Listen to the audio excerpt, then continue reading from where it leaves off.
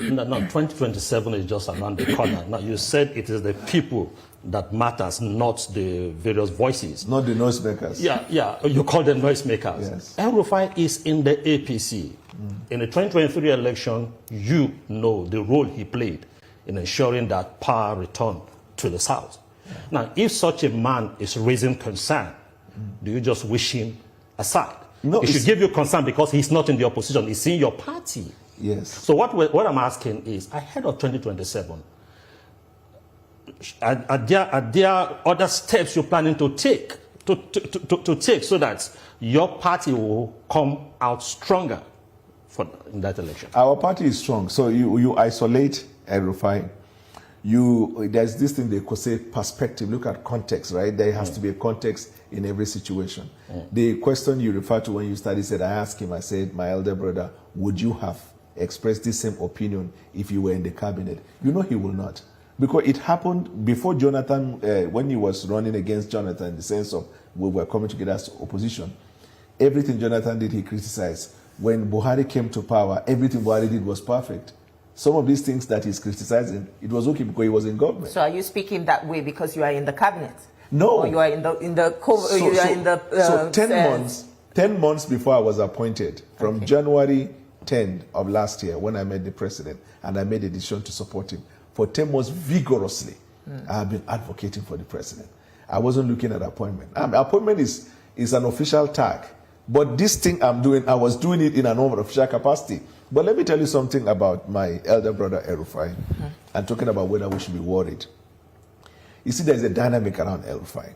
El-Rufai needed a solid revolutionary person to thrive. On his own, El-Rufai may not win Senate. You know he won governorship. Really? Yes, he won governorship because of the Buhari factor. And he got re-elected because of the Buhari factor.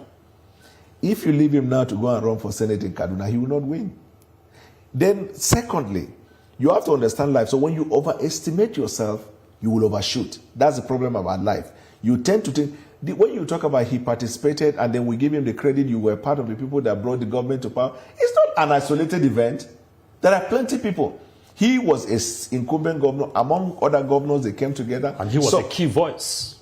No, so, okay, just because I come to the TV, I speak for the president, does not mean I'm more key than the president. I'm a spokesman to the president. I'm a servant to the president. But he has said, go and speak on my policy. So we don't be carried away into thinking because somebody is speaking for a group, therefore he is the most relevant. You also have to look at his political interests, because politics is about interest.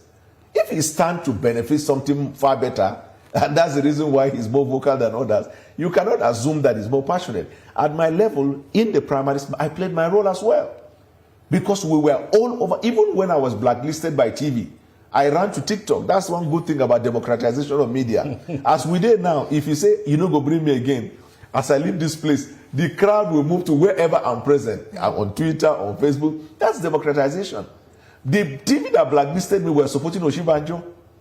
We continue supporting Asiwaju because we believe the only person at the time that could challenge Atiku was Asiwaju Bola Ahmed Tinubu.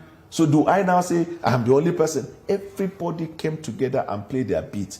When you overestimate yourself, you tend to think you are the magic wand that created that situation. El-Rufai still has the opportunity to come back home because we believe he's useful.